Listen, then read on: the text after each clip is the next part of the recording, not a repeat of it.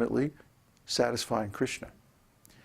So if I have relationships, let's say with my students, based on satisfying Krishna, then we'll be happy because we're not trying to satisfy each other or ourselves in a material conception of life. We're trying to satisfy Krishna. That we have this activity, we have this relationship, not to try to satisfy ourselves or each other, but to satisfy Krishna. So guess what happens then when Krishna is pleased? That we're automatically pleased. We don't have to try to extract enjoyment from one another. Because Krishna is the actual source of the kind of enjoyment that each of us finds most enjoyable. He's the reservoir of pleasure. Krishna. So the way it works is that everything we do, whether we have relationships or we have a job or we have certain activities or interests in life, whatever it is, we do it as service to Krishna. And then it becomes perfect. Then it becomes a source of joy. We're giving the same simple message over and over and over again. And yet still people write us and say, oh, I'm very confused. I have negative feelings about God. I don't know if I can trust you. I don't know if I can trust the devotee. You don't have to trust us. Trust Krishna.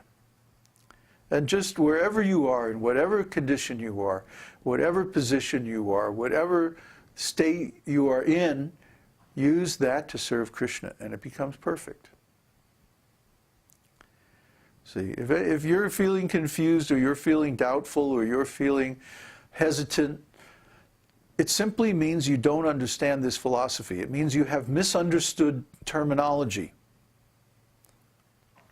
And if you clear your misunderstood words, your misunderstood terminology, then you'll find everything clears up and becomes very, very simple.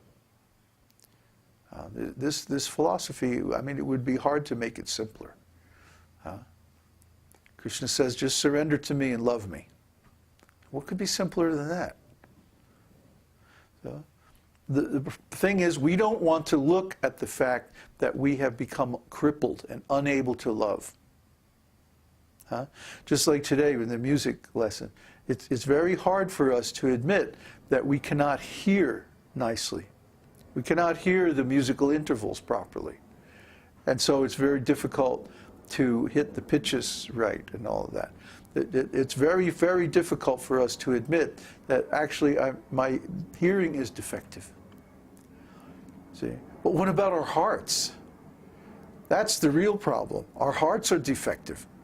Our hearts have become crippled. We have lost the ability to love.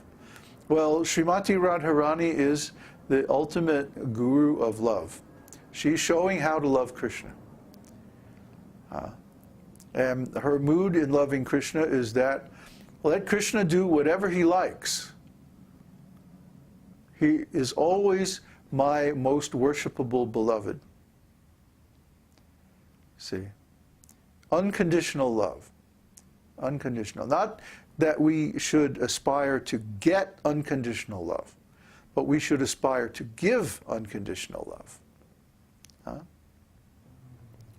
Did you ever read that story, a Christmas story by Dickens, about Ebenezer J. Scrooge? Scrooge is a miser. He's a penny-pinching miser. He's got so much money, but he keeps it all locked up in somewhere, and he never spends any of it, not even on his own pleasure. And so he's a miserable, cranky old man. On the other hand, the guy who works for him, Bob, is a very generous, open-hearted, loving family guy. Doesn't have much money, but whatever he gets, he spends on the happiness of his family members. And so he's rich in relationships. Whereas old Scrooge is a loner, you know, and a very dark soul, you know, a poor man. He's rich, but he's poor in terms of human values, you see? Why? Because he keeps all his money for himself and he doesn't spend it. Whereas Bob, who's poor financially is rich emotionally, because he gives everything that he gets in the service of his family. Of course, actually, we don't recommend that, but anyway.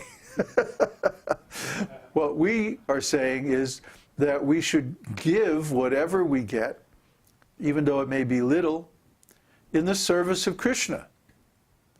And if we do that, we find that we become rich. I mean, consider my situation. I have Mars exalted in my chart. Exactly, precisely, right dot on exalted. And every astrologer I've ever had to look at my chart has said, "Oh, you're rich, aren't you?" And I go, "No, not particularly. I mean, I have enough, but I don't really want very much." And so, no, not rich. Don't have a big bank account or big investment or retirement or any of that, And they go, "Well, I don't understand. You've got all this stuff here. Karma, Dharma, Adipati Yoga by aspect on the 9th house with Jupiter in Scorpio and Mars exalted, and you should be like rolling in money. What's going on?" And I say, well, I don't really care for material wealth. I care more for spiritual wealth. And as a result, I have been blessed with a tremendous amount of spiritual wealth by my Guru Maharaj. But what do I do with it? I give it away. Every night I'm on TV trying to get people to do the same. Because guess what? We are wealthy. We are abundant. We have eternal life already. We don't have to do anything to get it. We already have it by constitution. Krishna created us that way. So we don't have to worry about salvation. We don't have to worry about eternal life or any of that. Krishna is in our hearts. He's with us every minute. He's helping us in so many different ways. If we would just see that, we would feel secure. We would feel like, I don't have any worries. Krishna's going to take care. And Krishna does take care. Like Jesus said, if the birds are eating and the lilies in the field, they have nice dress, then isn't God going to take care of you even better? You're his devotees. And of course, the answer is yes, he is going to take care. So we don't have to worry about that. We don't have to worry about our personal maintenance. Forget everything you've been taught by ignorant people. It's not true. Right? The main thing, the main responsibility we have in this life is to serve Krishna. And if we do that, guess what? Krishna takes care of us. I'll say it again and again and again and again. We are abundant. We are rich. We are all wealthy. We can afford to give our time and energy. We don't have to be like old Scrooge and keep every little last penny for ourselves and be afraid to spend it. We shouldn't try to get people to give us unconditional love, but we should give unconditional love to others, and Krishna should be the first person that we give it to. We should give our unconditional love to Krishna, and then spread this knowledge of Krishna consciousness to others. And then we'll find that automatically everything in our lives goes very nicely. We're the example here. We're somehow or other engaged fully in spreading Krishna consciousness, and because of this, Krishna takes care of us. We have no worries. And we work hard. We're not lazy. 24 hours a day we're engaged. But we're not nervous. We're not desperate. We're not worried. We're in a condition of abundance, affluence. And what is it that we have? We have Krishna. Who could want anything more than Krishna? So this is the real goal, and this is what Radharani is teaching by her personal example. So on this day of Radharani's appearance, we should honor that, and we should try to follow in her footsteps, because she's the original teacher of love. can read about Radharani in Śrīmad-Bhāgavatam. Also, Nectar of Devotion, as we're studying today. So, speaking of Nectar of Devotion,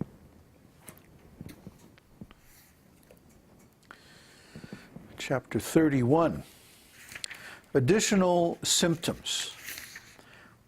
Now these are still the vyabhicārī bhavas.